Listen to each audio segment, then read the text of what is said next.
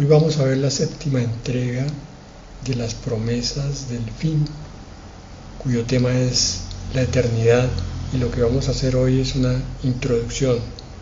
Vamos a orar primero. Padre, Señor, necesitamos con toda urgencia la intervención tuya, Señor, sobre los corazones de tu pueblo. Señor, tu pueblo está dormido. Señor, tu pueblo está con indiferencia hacia tus cosas. Tus promesas parecen no tocar el corazón de muchos, Señor. Debiéramos estar todos en un estado especial, buscando de ti, Padre, buscando tus promesas, buscando tu palabra, buscando tu revelación, buscando tu presencia. Pero Satanás se está moviendo también y está durmiendo las conciencias y los corazones, Señor. Tú eres más grande que cualquier enemigo tuyo. Tú eres más poderoso, Señor, que cualquier ángel que se levante contra ti. Venimos hoy a ti, Señor, porque tú estás a punto de establecer la última cosecha, la cosecha de aquellos, Señor, que se han mantenido, que han perseverado, que a pesar de las dificultades anhelan tu presencia por la eternidad. Así que, Señor, danos esa conciencia de eternidad que nos has mostrado en los últimos tiempos. Danos ese entendimiento, Señor, de lo que son las cosas que están por venir. Danos, Señor, en el corazón el anhelo por estar viviendo esas promesas que tú tienes para nosotros. Despiértanos, Señor, sacúdenos, por favor. Ojalá con tu misericordia, pero si necesitamos algo más, Señor, úsalo de todas maneras, para que no nos durmamos para una eternidad sin ti, una eternidad dolorosísima, Señor. Confiamos en tu salvación, confiamos en la sangre del Señor Jesucristo y confiamos que cuando nos entregamos al Salvador, Él empezó a transformar nuestras vidas y nosotros, Señor, estamos entonces siendo renovados cada día. Estamos cada día un poco más cerca de ti. Padre, en el nombre de Jesús, que tu palabra penetre hasta lo más profundo hoy. Amén. ¿Qué es la eternidad? La eternidad será un estado sin fin de vida bendecida para aquellos que fueron salvados, realmente salvados, y por consiguiente empezaron a vivir y continuaron viviendo conforme una santidad requerida por la palabra de Dios. Esta podría ser una definición de una parte de la vida eterna, porque la otra parte es también un estado sin fin, pero de sufrimiento y ausencia de Dios para aquellos que no aceptaron vivir como Dios dijo, que siempre vivieron en rebeldía, en desobediencia y en egoísmo. No nos cabe en la cabeza lo que es vivir sin Dios, porque Satanás nos tenía acostumbrados a pensar que no había un Dios para nuestras vidas. Pero la palabra nos recuerda que este Dios siempre estuvo cuidando de nosotros, de nuestro techo, de nuestro alimento. Por tanto, por muy ateos que fuéramos en esta vida, nunca estuvimos sin Dios. Esta es una experiencia que no ha sido sentida sino por aquellos que ya murieron sin Dios. Dios es vida, Dios es paz, Dios es luz, Dios es verdad. Pensemos por un instante lo que sería vivir sin esa paz, sin esa luz, sin esa verdad y sin esa vida. No es una contradicción. Puede tenerse existencia, pero sin vida. Es lo que tienen aquellos que no han creído, no han doblado su cabeza ante la palabra de Dios y ante la salvación. Lo dice claramente Romanos capítulo 2, versículos 7 y 8. En la palabra de Dios para todos dice: hay algunos que son constantes en hacer el bien, buscan de Dios la grandeza, el honor y una vida que no puede ser destruida. A ellos Dios les dará vida eterna. Se trata de un anhelo del corazón, tanto de Dios como del creyente. Hay un anhelo en salvar, en traer las criaturas hacia su protección, hacia su abrazo. Y hay también en algunos corazones el deseo de buscar a ese Dios, de encontrar la respuesta de la vida y de tener un sentido de eternidad. Pero hay otros, en el versículo 8 dice, que son egoístas, se niegan a seguir la verdad y han decidido seguir la injusticia. Dios los castigará con toda su ira. No importa si la verdad se les muestra al frente de sus ojos, con hechos, con evidencias, hasta con milagros, con razonamientos que van directo al corazón. Hay personas que se empeñan en no creer la verdad, no la quieren creer. En realidad se niegan a seguirla. Está muy bien definido aquí en esta traducción. La ven pero no la quieren.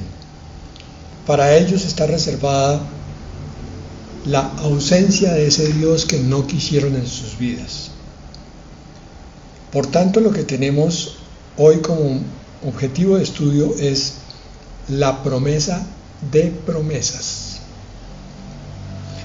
Podemos encontrar algo con respecto a eso en Tito, capítulo 1, versículo 1 en adelante, en la palabra de Dios para todos.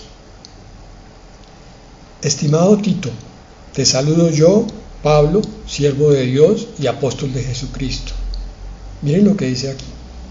Fui enviado para que el pueblo que Dios ha elegido tenga fe en Él y para que conozca la verdad que enseña cómo servir a Dios.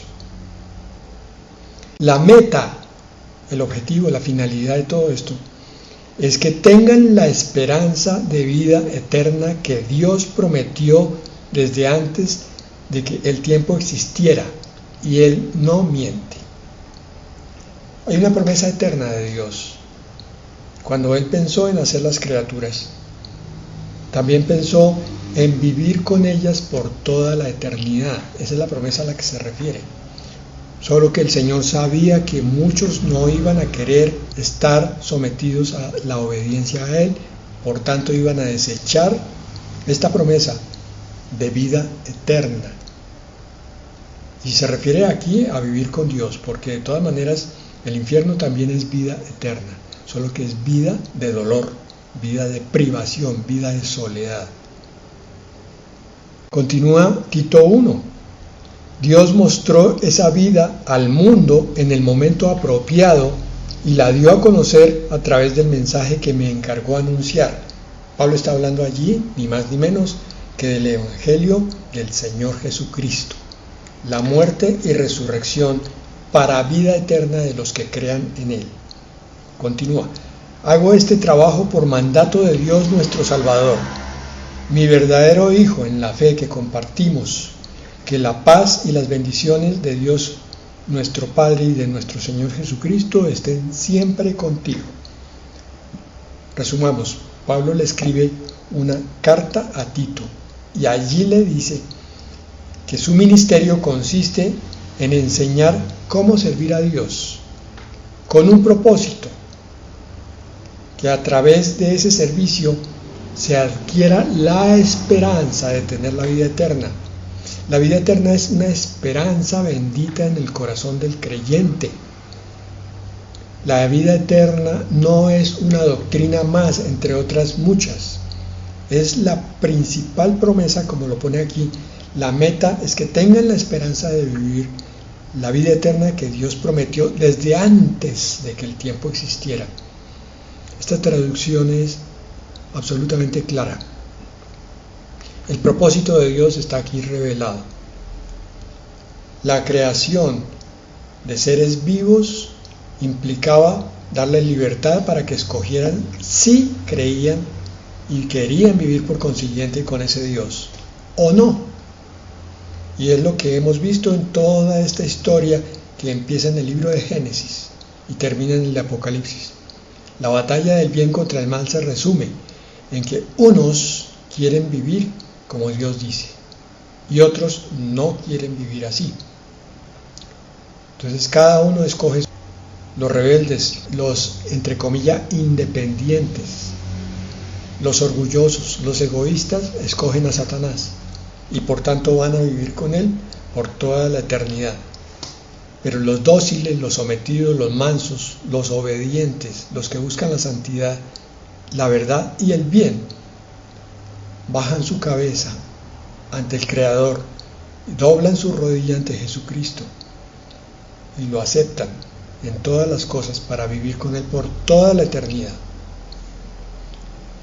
La vida eterna, mis hermanos, es el propósito final de Dios, es el propósito final de la Escritura, es el propósito final de todas las promesas. Por eso está en el 7º lugar de este estudio, que empezó con el arrebatamiento y la transformación con el propósito de llegar a la vida eterna. Las bodas son con el propósito de la vida eterna. El reino milenial tiene el propósito de poner a todos los enemigos bajo los pies de Jesucristo y de Dios eterno para vivir la vida eterna. Y la vida eterna, ustedes que han leído la Escritura, empieza en el capítulo 21 de Apocalipsis. Es descrita allí como la Nueva Jerusalén, pero hay muchísimas promesas a lo largo de la Escritura. Hoy estamos haciendo una introducción sobre esta vida eterna. ¿Cómo será? Hay muchas descripciones posibles de lo que es la vida eterna, pero una muy resumida es alguna palabra que ya hemos visto en la 1 de Corintios 2:9 en la Reina Valera contemporánea. Dice, como está escrito, las cosas que ningún ojo vio, ni ningún oído escuchó, ni han penetrado en el corazón del hombre, son las que Dios ha preparado para los que lo aman. La eternidad va a ser una sorpresa mayúscula para nuestro espíritu, para nuestro entendimiento mental, en el alma, porque vamos a ver cosas y a oír cosas que nunca nos habíamos imaginado.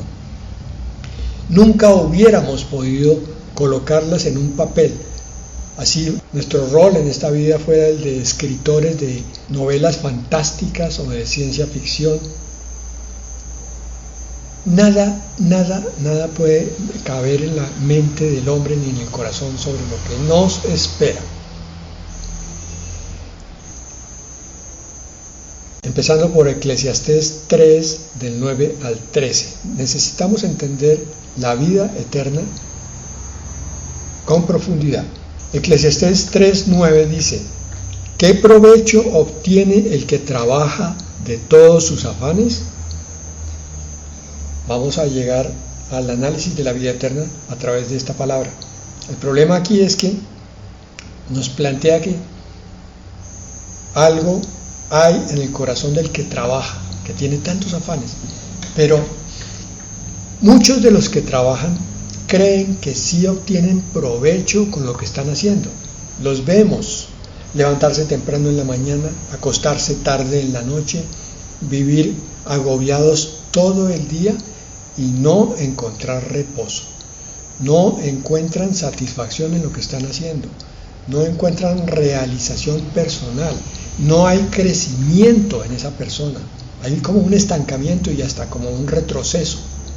Cada vez están más vacíos, más frustrados. Eso le ocurre a todo el que mide sus logros con medidas temporales. Estoy diciendo con esto que si tú, hermano, estás mirando como meta tuya la eternidad, entonces las cosas en este tiempo serán transitorias y serán incluso un medio para alcanzar un fin. Pero si tu medida es obtener cosas de este mundo, si crees que con ellas vas a vivir mejor y te vas a sentir más satisfecho, si crees que con ellas vas a poder lograr el aprecio del resto de la gente cuando tú empieces a mostrarles las cosas que has logrado comprar con tu trabajo, estás muy equivocado. porque solamente con esos afanes no vas a obtener nada interior. De pronto sí muchas cosas exteriores, pero no te van a llenar. Versículo 10. Me he dado cuenta de la pesada carga que Dios ha impuesto a los mortales para humillarlos con ella. La carga del trabajo fue impuesta por Dios para hacer reaccionar el alma humana.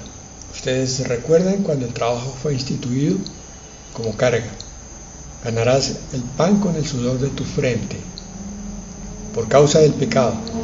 El Señor, que conoce el corazón del hombre, dijo a este Adán: voy a quebrantarlo para que se dé cuenta que solo trabajando no obtiene nada interior, que solamente cuando me busque a mí tendrá mucho más de lo que se imagina. Cuando se encuentra la eternidad hay paz y propósito. Cuando tú empieces a mirar la eternidad como un objetivo para tu vida, y te lo digo aunque seas cristiano, porque tristemente muchos cristianos no están mirando sino solo el presente. Cuando la eternidad llegue a tu vida, entonces vas a ver que todo lo que está pasando en realidad es apenas un medio por el cual Dios va a llenarte de su paz y va a mostrarte que cada cosa que hagas tiene un propósito para esa eternidad. Continuamos con Eclesiastés 3:12. Yo sé bien que para los mortales no hay nada mejor que gozar de la vida y de todo lo bueno que ésta ofrece. El Creador colocó ese deseo de felicidad para bien, para que el hombre anhele el cielo. Trabajamos para vivir mejor, pero nos damos cuenta que debemos buscar una vida mejor todavía. Y entonces empezamos a buscar lo espiritual, junto con lo material, con el sustento de esta vida, para poder vivir, pero en función de llegar un día a esa promesa eterna.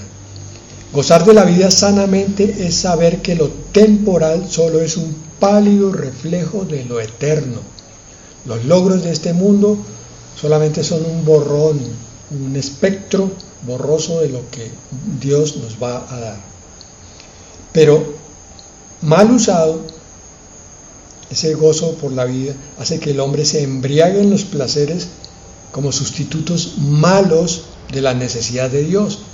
Vemos a los drogadictos, a los alcohólicos, a los adictos al sexo, a los adictos a los deportes extremos, a los adictos al trabajo, a los adictos a comprar cosas, con un vacío tan grande que tratan de llenarlo con ese vicio y no lo logran tampoco.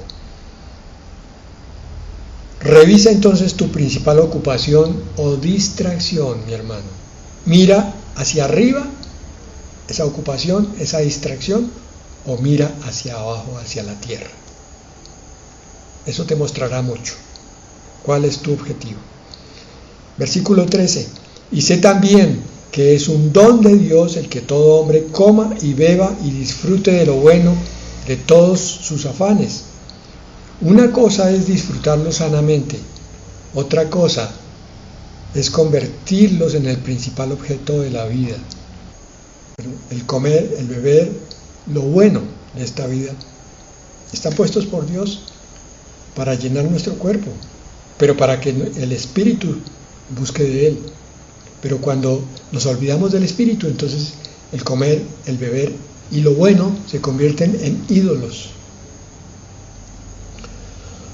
Esto tan sencillo nos es mostrado en Daniel 12:3. Los entendidos resplandecerán como el resplandor del firmamento, y los que enseñan la justicia a la multitud como las estrellas a perpetua eternidad. Los entendidos son los que saben de dónde y para qué viene el disfrute, pero también descubren lo amargo que hay dentro de eso dulce de la vida. Pero los que no son entendidos, muchos de ellos sufren de pereza espiritual. No quieren investigar, no quieren conocer, no quieren buscar de Dios. Sufren de ceguera, no ven las verdades de Dios, no ven la vida eterna. sufren del espíritu de Babilonia, la confusión, no saben dónde buscar la verdad. Y aún viéndola, ni se esfuerzan, y ni aún sacudiéndolos. Esa pereza es muy frustrante para los entendidos, para aquellos que predican la verdad de Dios. No hay nada peor que ver a alguien que no quiere ver la verdad, que no quiere oír. ¿Cómo será para Dios entonces semejante panorama que se ve desde arriba? Unos pocos buscando y una multitud perdiéndose por causa de esa pereza y de esa ceguera.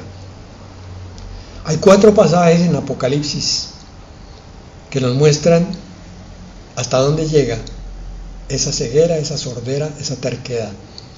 Apocalipsis 9:20 dice: y los otros hombres que no fueron muertos con estas plagas, ni aún así se arrepintieron de las obras de sus manos, ni dejaron de adorar a los demonios y a las imágenes de oro, de plata, de bronce, de piedra y de madera, las cuales no pueden ver, ni oír, ni andar. Esto será una verdadera pandemia.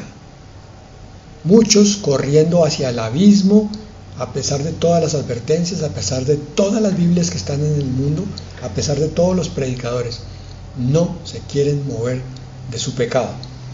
Y esto incluye a muchos dentro de la iglesia. Apocalipsis 9:21 dice: y no se arrepintieron de sus homicidios, ni de sus hechicerías, ni de su fornicación, ni de sus hurtos. Apocalipsis 16:9 dice: y los hombres se quemaron con el gran calor y blasfemaron el nombre de Dios, que tiene poder sobre estas plagas, y no se arrepintieron para darle gloria. En el versículo anterior vemos que no hay arrepentimiento de pecado. Hoy se cometen los más grandes pecados con la más atroz frialdad. No hay arrepentimiento. Y aún en la iglesia se predica de ciertos pecados y la iglesia no los abandona. Y aquí llega a tanto el atrevimiento que se blasfema contra Dios, se habla mal de las cosas de Dios y del mismo Dios. Y se ve que lo que ocurre proviene de Dios, que Él tendría el poder para quitarlo, pero no se quiere buscar en oración esa misericordia de Dios. Y por último, Apocalipsis 16:11: y blasfemaron contra el Dios del cielo por sus dolores y por sus úlceras, y no se arrepintieron de sus obras. Vemos por ahí en las redes sociales videos en los cuales ocurren cosas muy fuertes, y lo que se ve en la mayoría de los espectadores es que salen a decir barbaridad y media, groserías, malas palabras, blasfemias. Una palabrota es contra Dios. La blasfemia es hoy la forma de hablar de la mayoría de esta humanidad. Segunda de Pedro 3:17 y 18. Pero ustedes, hermanos, ya saben todo esto. Cuídense de no ser arrastrados por el error de esos malvados, para que no caigan de su firme postura. Más bien, crezcan en la gracia y el conocimiento de nuestro Señor y Salvador Jesucristo, a quien sea dada la gloria ahora y hasta el día de la eternidad. Amén. Ustedes ya saben eso, ya han sido advertidos, ya lo han oído en muchas predicaciones, lo han leído muchas veces en la palabra. Así que crezcan en la gracia, suelten la pereza, busquen la palabra del Señor, conozcan cada día más de Dios y de Jesucristo, busquen su presencia, búsquenlo en comunión para no caer. ¿Cuándo empieza la eternidad? Podemos considerar varios aspectos diferentes para entender que en el primero de ellos la eternidad ya empezó para los que creen verdaderamente en Jesucristo. En Juan 3:36 dice: el que cree en el Hijo tiene vida eterna, pero el que rehúsa creer en el Hijo no verá la vida, sino que la ira de Dios está sobre él. Entonces la vida eterna en sentido espiritual, empezaría al aceptar al Salvador espiritual. Juan 6:54 dice: el que come mi carne y bebe mi sangre tiene vida eterna, y yo le resucitaré en el día postrero. Esta es una figura que usa el Redentor para hacernos entender que tenemos que hacer las obras que Él hace, comer su carne, y tomar la vida que Él tiene, beber su sangre. O sea, viviendo con la vida del Redentor. El que hace eso tiene vida eterna. No es solo creer un día, sino vivir también con Él. Y Juan 17:3 dice: y esta es la vida eterna, que te conozcan a ti, el único Dios verdadero, y a Jesucristo, a quien has enviado. Creyendo primero, viviendo después y aumentando en conocimiento continuamente, creciendo en la verdad. Entonces nuestra vida como hijos de Dios ya empezó espiritualmente a los ojos de Dios. Otro punto para entender sobre el inicio de la vida eterna es que ocurriría ya más tangiblemente al resucitar o ser transformados. Daniel 12:2 dice: y muchos de los que duermen en el polvo de la tierra serán despertados, unos para vida eterna y otros para vergüenza y confusión perpetua. Aquí está hablando de la resurrección. Despertados para vida eterna. La vida eterna entonces se materializa, se vuelve tangible por la resurrección. La primera de Corintios 15:42 dice: así será también en la resurrección de los muertos. Lo que se siembra en corrupción resucitará en incorrupción, porque la incorrupción es ausencia de muerte y de pecado, la verdadera definición de vida eterna. Y la primera de Corintios 15:52 dice: en un instante, en un abrir y cerrar de ojos, cuando suene la trompeta final, pues la trompeta sonará, y los muertos serán resucitados incorruptibles, y nosotros seremos transformados. Entonces, en resumen, la vida eterna, tangible, se producirá en la resurrección y en la transformación. Resurrección de los que murieron en Cristo, transformación de los que estén vivos cuando Él venga por su iglesia. En el milenio se produce otra resurrección. En Apocalipsis 24 está eso. Y vi tronos y se sentaron sobre ellos los que recibieron facultad de juzgar. Y vi las almas de los decapitados por causa del testimonio de Jesús y por la palabra de Dios. Estos son los mártires de la tribulación, los que no habían adorado a la bestia ni a su imagen, y que no recibieron la marca en sus frentes ni en sus manos, y vivieron y reinaron con Cristo 1000 años. Resucitan en el principio del milenio. Muchos dicen que estos son los que van a asistir a la fiesta de las bodas del Cordero junto con el Cordero y su esposa. Es la resurrección al inicio del milenio, la realización de la eternidad para estos mártires de la tribulación. Empieza después de la esposa del Cordero. Pero finalmente, la teológica vida eterna empieza en la nueva creación de Apocalipsis 21, versículos 4 y 5, y con eso terminamos.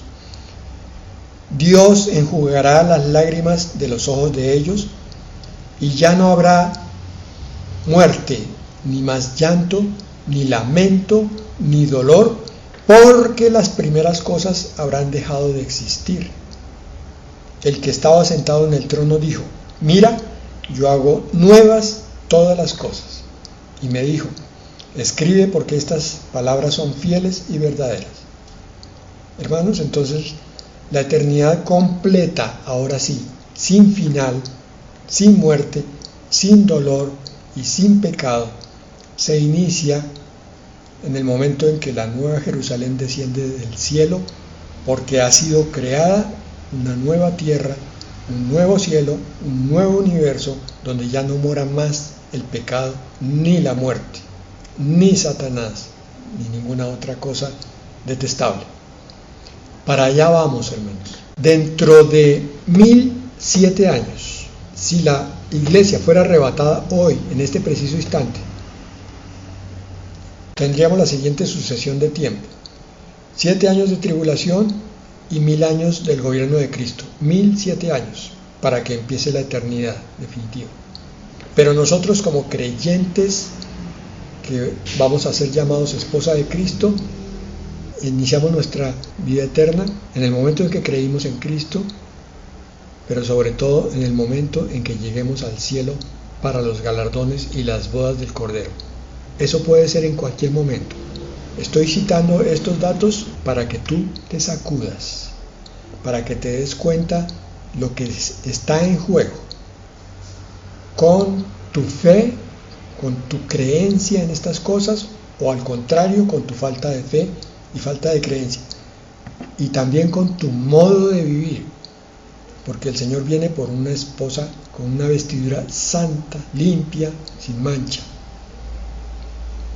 Así que todavía queda tiempo, hermano, para entrar en el redil de las ovejas que se van a convertir en la esposa de Cristo, de forma tal que la eternidad empiece para ellos en el mismo momento en que el Señor venga por su iglesia. Sacude tu espíritu, hermano, sacude tu alma también, y hasta tu cuerpo, de todo pecado. Entrégate al Señor para que Él te limpie, y pon toda la intención de tu parte de vivir una vida de santidad, sabiendo que el Señor va a venir con todo su poder cuando vea esa intención tuya clara y definida. Va a venir con su poder y su santidad y te va a levantar a esa vida libre de pecado, a esa vida de búsqueda de Él, de entendimiento de todas las cosas, de esperanza y de paz. Padre, Señor, estamos pidiendo por esa iglesia de Filadelfia, Señor, la última iglesia fiel para ti, la iglesia que no tiene fuerza, pero que se mantiene fiel a la palabra de tu paciencia, Señor. Padre, fortalece a las iglesias que tienen el espíritu de Filadelfia y saca de las de la iglesia de la Odisea de estos últimos tiempos, la iglesia tibia, la iglesia que cree que sabe todo, la iglesia orgullosa, la iglesia egoísta, la iglesia que no sirve. Saca los corazones sinceros, Padre, para llevarlos a tu iglesia de Filadelfia, porque tú prometiste a esa iglesia que la preservarías de la prueba que ha de venir sobre el mundo habitado. Señor, esperamos el cumplimiento de todas estas promesas increíbles que tú tienes para nosotros, y permítenos entender y estudiar todavía más lo que es la eternidad, pero que con esos estudios, Señor, se sacuda nuestra rutina, nuestro ritual, nuestra costumbre, y nos veas tú llenos por tu poder, porque ya no nos oponemos a ti, llenos de tu espíritu, Señor, y llenos del afán, la urgencia, la necesidad de estar junto a ti y a tu presencia. Padre, en el nombre de Jesús. Amén.